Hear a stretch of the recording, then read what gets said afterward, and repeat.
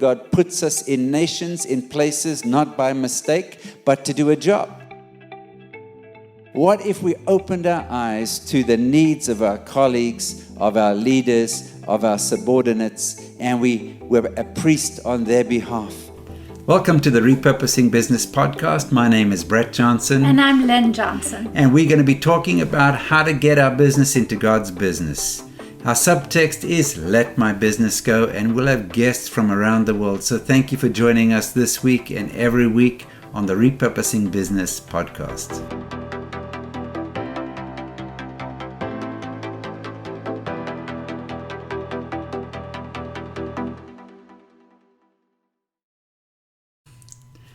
Welcome to Season 3 of our podcast, and this season we are going to deal with the topic of relationships.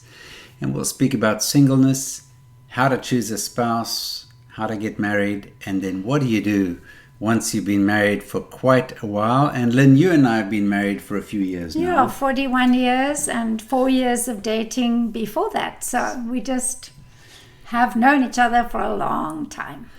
And we're not relationship experts. We don't herald ourselves to be people who do a lot of counseling around this, although we have done a lot of counseling of singles and spent countless hours. And coming out of our observations of a time, particularly where we began to notice a singles epidemic that wasn't just pertaining to the Bay Area where we were living in Silicon Valley or San Francisco at the time.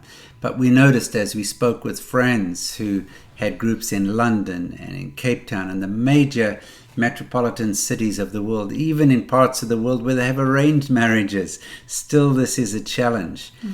And I remember years ago, Lyn, I was speaking at a church in Johannesburg and remembering the story of Bob Jones feeling that the Roe versus Wade decision had actually wiped out, or was an attack against a generation rather. And I thought the second wave of attack against that generation actually was this issue of singleness. If people who loved God didn't find each other and get married, what would that do for a future generation? And I think early on we began to realize this isn't just a question of people don't know what to do, but actually that this is a spiritual issue and a practical issue. It's not an either or. Yeah, and our hearts just went out to people because we had got to know so many single people, and many of them just sort of shared with us their longing to be married, and men and women just saying how much they long to be married. Yeah. And Brett and I really were concerned about that. We were concerned about it and spent a lot of time with people. This isn't a millennial problem, by the way.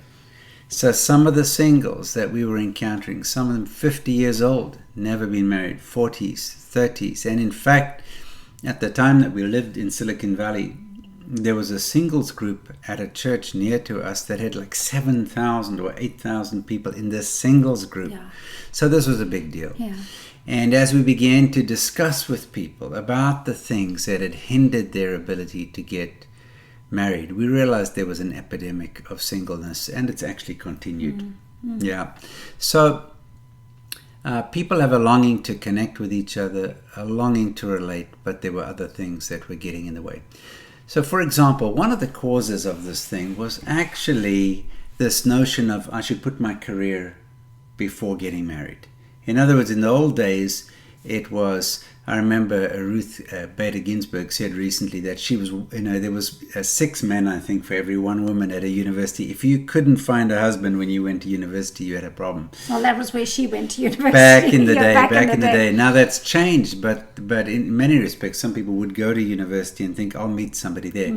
Nowadays, the philosophy is, no, I've got to put my career first and get married later. But sometimes later doesn't come. Yes, yeah. And that has impacted women more than men, I think, because for a man, he can always just step down a generation and marry somebody that's 10 years younger than himself. But for many women who've decided, well, let me really focus on my career, and then they realize, wow, I'm now at the age that I need to get married. I need to get married soon. The biological clock is ticking, and sort of the good men, as it were, have been taken, and they've received advice from other, often women or even single women, saying no, focus on your career, and that has been a mistake. I mean, there are economic challenges, which we'll get to in a moment. But this thing of career first, marry later. I remember Lyn in October of 2003 was driving in South Africa. A single woman was in her car, and out of nowhere, the lady said, "I've been sold a bill of goods," and you said, "Why?" Yeah, and we were driving along, and she said, "Lyn, here we are on this trip into South Africa. You're married, you have children, you have a business, you've had a career, and you were able to actually do these things. And here you're doing purposeful, meaningful things with your life. And I actually thought that I couldn't integrate these, and I needed to put off she was actually given advice by one of her professors at college who said, don't think about marriage, just really focus. And as we were driving along, she said, it's just hit me. I was sold a bill of goods. And when I think about it, that professor was single back then. She's most probably still single now. Yeah. And why did I take that advice at that point in time? The other thing, though, as you alluded to, is the economic reality.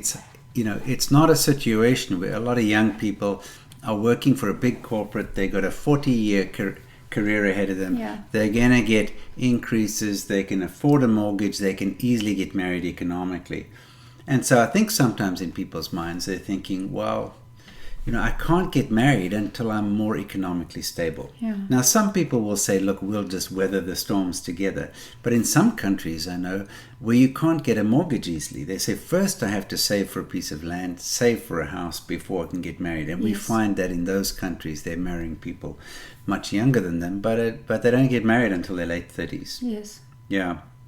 The other thing we noticed as we spoke with our singles is this whole thing of sexual harassment, if you like. People were so afraid. They didn't want to put a hand on somebody's shoulder in case they were accused of something.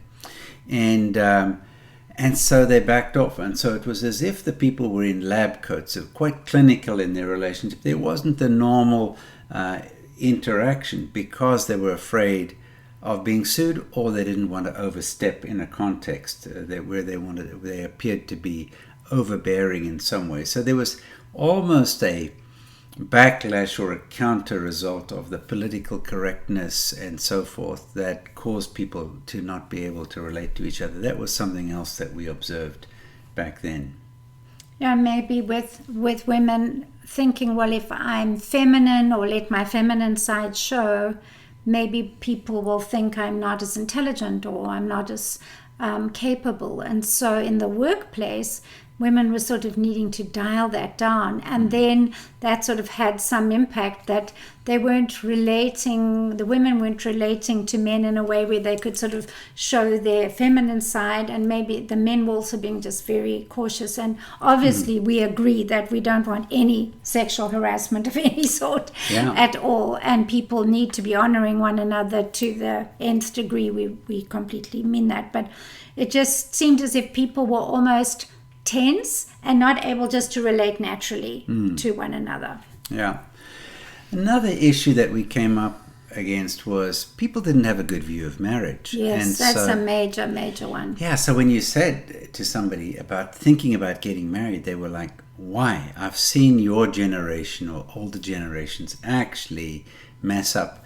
Now, interestingly enough, Lyn, you've probably heard the statistic that says that divorce among Christians is as high or higher than divorce out there in the world. I don't know if you've heard that. Have you heard that? Well, I have heard people saying things like that. Yeah. That was something that used to get bandied about, but it's not actually accurate, is it? No, it's not true. If you go and you look at in fact, the broad divorce statistics are not actually true. You will hear that it's over 50%. Somebody was projecting and saying it could get that bad, and that became folklore, became the norm. But actually, the incidence of divorce is much, much lower than that 50%. It's actually only around about 20% or so.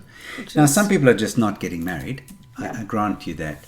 But actually, back to this issue of not having good role models. So, Lyn, you asked the guy to come back to you and tell me about some good, solid marriages that you know. Yes, I was spending time just chatting with a man, not so young, well, a man wanting to be married. And so I asked him for good examples, and he came back and he said, George and Laura Bush and Billy and Ruth Graham. And these were the only two examples that he had of good, healthy marriages. And, well, that's wonderful that he knows of two, well-known couples back at the time, but that he didn't actually have anybody in his life personally up close that he'd observed that he knew that had a good marriage. Yeah. And that's super, super concerning.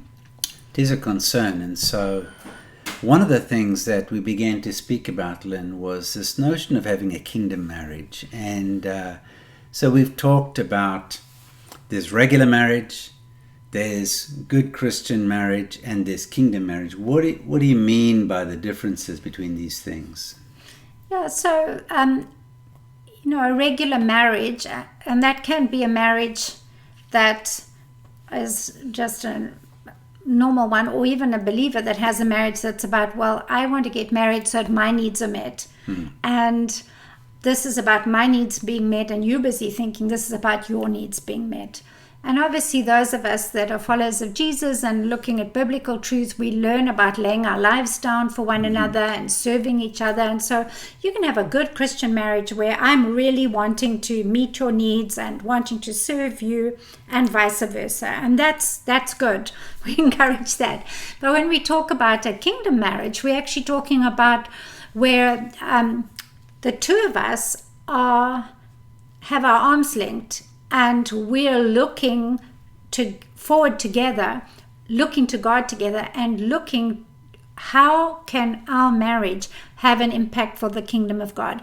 So our marriage is much more than just, well, I'm serving you, I'm meeting your needs, but the two of us together are co-laboring for this great and grand cause for the advancement of the kingdom of God, for God's glory and God's purposes to come on the earth. Yeah, that's what it is. So it's not just the two of us gazing into each other's eyes. And people ask us, do you have date nights? Some people have specific date nights. And when do you guys talk to each other and so on? And currently I'm the only person that Brett can talk to. That's true, yes. My networker wife has felt a little bit constrained in that regard. But the reality is that we're more productive, we're happier, we're more effective when we together are focused away from ourselves rather than focused on each other. And I remember having a colleague when I worked at Pricewaterhouse back in the day, and he and his wife were really into each other. And they had decided they wouldn't have kids because the kids would come between them in their relationship. Not a good sign. So after about 7 years of marriage, they hit a wobbly, as they say. They had a problem. What's the problem? Well, we can't actually meet each other's needs. We're put there to not just serve each other, but to serve together. So God's design in the beginning was that Adam and Eve would be partners. Man and woman would be partners doing work together, doing life together. And so when we talk about a kingdom marriage, which we'll underscore as we go through this, we're actually talking about a marriage where people don't just coexist, where they don't just each do their own thing, where one goes off and does this one. It's not that you don't have your own space, but that we have a calling together and we serve together. Yeah, it's a greater calling for the purpose of our marriage than just to have a good marriage. Right. In the book of Malachi, chapter 2, one of the things that it talks about the fact that God made husband and wife one. Why did I make you one? And God answers his own question, because I wanted godly offspring. So there's such a thing as return on marriage, not just return on investment or return on assets, but a return on marriage. God expects an output from a marriage, and it's more than just making babies. It's actually making a difference in the world together. Yeah. And so we want 1 + 1 to equal 10, not just to equal 2. And I know next week we're going to talk in the next session about 15 reasons why people avoid marriage. And one of them has to do with this notion of, I first got to have my whole life figured out, and then I'll choose a husband or a wife. But instead of saying, well, actually choosing a husband or a wife is a big deal, and together you can discover your calling and God's purposes for you as a couple. I'm smiling because my dad used to say, you need to get married when you're young and ignorant, in a way you don't know all the risks, and then when you're there, you just learn as you go along. He used to say, you need to get married when your hormones are bigger than your brain. And there's some truth in that. But for many, they have big brains, they have good careers, they're out there in the marketplace, smart men, smart women, and yet unable to discover each other. I remember once it was a Mother's Day, I believe it was, at a church in the peninsula in San Francisco, and Lyn was asked to pray for the moms, and she ends up praying for the singles, right? Yes, it just was a spontaneous invitation to pray, and I had never had something quite like this happen before. I began to pray, and I just felt from deep down within inside myself as if the prayer came out of my innermost being, and it was a prayer for the singles. And I prayed that God would help people to see each other. We were going to the Sunday night service, which was the service that was for the young people, and there were lots and lots of singles there. We'd been going there for quite a while, and there hadn't been weddings. We didn't see people being in relationship with each other. And so as I began to pray, I just asked God to help people see each other, for their eyes to be opened, because there were these amazing treasures sitting all around them. And shortly after that, we started to see something just amazing happen as people started to date and then marry each other.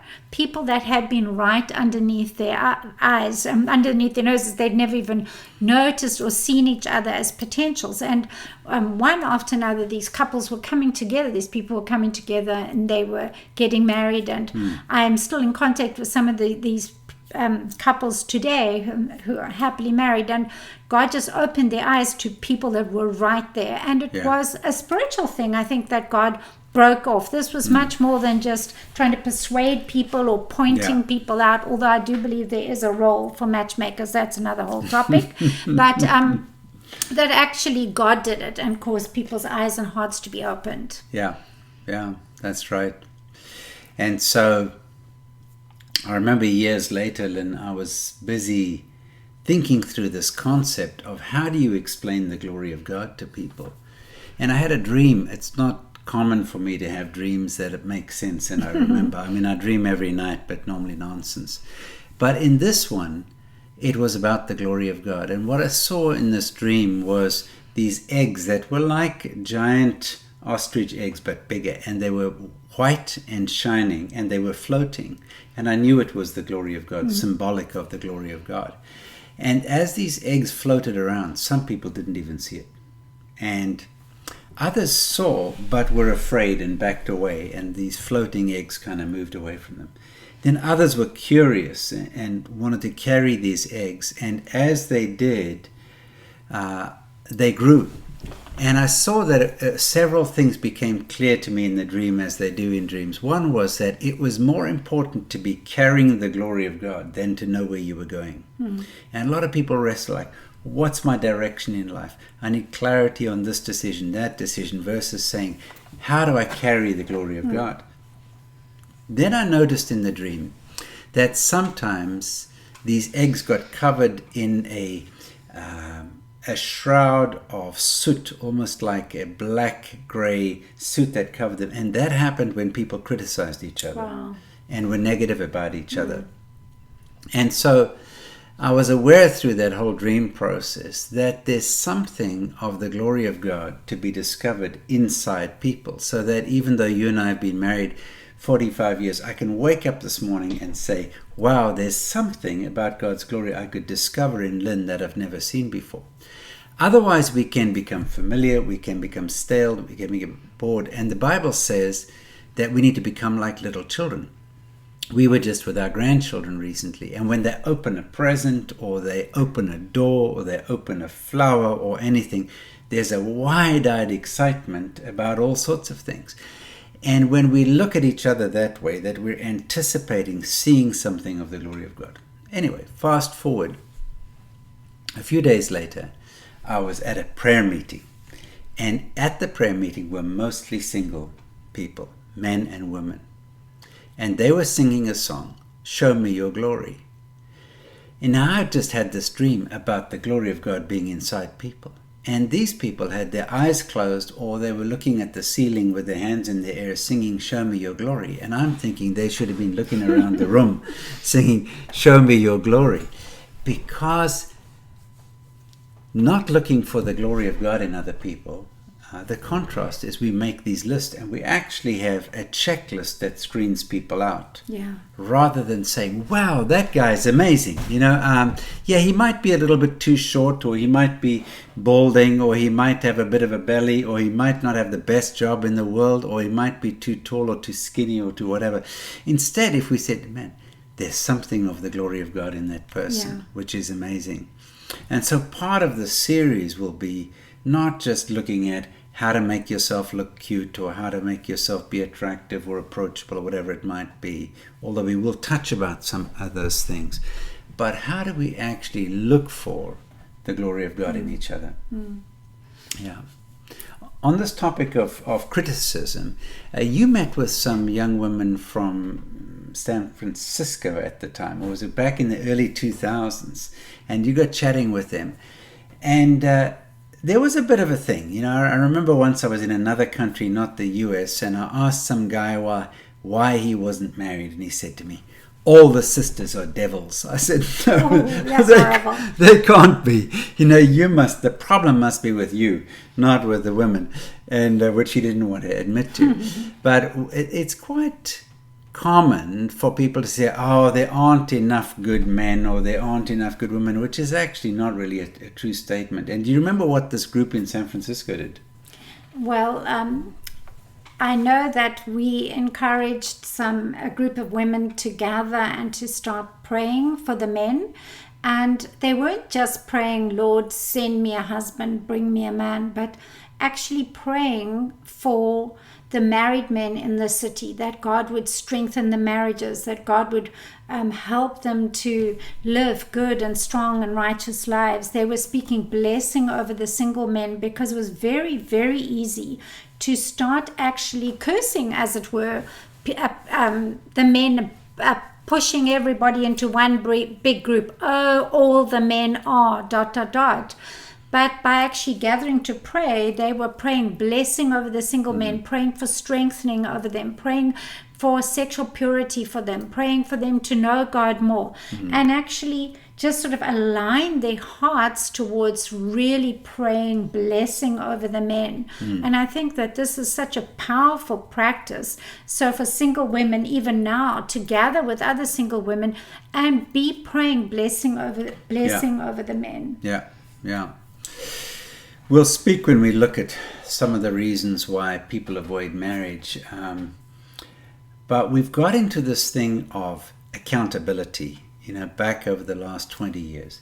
And normally Christian accountability means I get together with a group of men, and if I've had a bad thought about women, I confess it, and we kind of hold each other accountable for not thinking about women, or not running around dating 3 guys in a week, instead of spurring each other on to actually be proactive and to fulfill the roles that God wants us to fulfill in normal relationships with each other.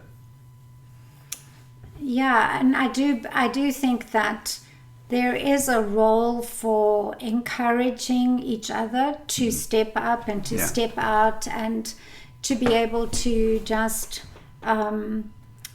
prepare for marriage. And I think we will touch on this. We spent a lot of time with singles, not in doing a specific course as such, but just in our interaction, time we spent together, people that used to hang around our home, and we actually helped to just encourage people to think through what they needed to do to prepare to get married. And we put, once somebody's engaged, there's so much preparation that goes in on the physical perspective of, choosing my wedding dress and doing all those type of things. But actually, how do we prepare by getting healed up from things that have happened in the past? How do we get prepared if there's wrong attitudes that we have in our heart? So that, I think, is very, very important. And I do believe that I know that there are people that will be watching this that are married, and I think there's a very important role for those of us that are married to put our arms around single people and to encourage them, and also to be able to speak truth, to be able to speak life, to be able to help in that preparation for marriage process, so that people do get ready. And then when the right person is there, it's so much easier for them both to connect and to have a healthy marriage going forward. Yeah. So when you tune in next week, we're going to be talking about 15 reasons why people avoid marriage, or 15 good reasons to avoid marriage. And this is an extract out of the Convergence book, and we'll make that little extract available to you on the website so that you can get that. Then after that, we're going to talk about a concept called the availability index. I remember when I came up with this theory, there was a bit of an objection to it, but we've since gone on, and I've written a little booklet called the Availability Index, and it's a quite simple premise that every woman has a dial on her forehead that even the most stupid guy can see across the room about how approachable she is. And so it's almost an issue of approachability. By the same token, any woman can see across the room how much initiative a guy has. Does he have a spark? Does he have oomph? And there are things which counter that. So we'll talk about the availability index and the initiative index. And then in month number 2, we're going to talk about how do you choose somebody? What's a good way? What's a bad way? What's good criteria, bad criteria? Share a lot of stories and so on. And then in month number 3, as I indicated, we're going to talk about, okay, so now that you are married and you're a bit down the track, the kids are leaving home, you're getting empty nest, and so why did God put you together in the first place? And how do you rediscover a purpose that's beyond raising kids, although that's crucial? How do you discover a purpose that lasts you for the rest of your lives together? And this is the real deal, re-choosing your spouse. The fake counterfeit of this is the midlife crisis, that people go through a midlife crisis, and rather than rediscover why God put you together, you just trade each other in for a younger model, or you'd prefer to go through life single. So this is really, really important. So this is what we'll be covering in the relationship series, and we look forward to having you with us. If you have questions, just drop us an email with those questions, brett@inst.net, and Lyn and I will be happy to then address some of the questions that you have as we go through this series. So welcome to the relationship season, never out of style, and we look forward to having you with us. That'll be great. Look forward to it.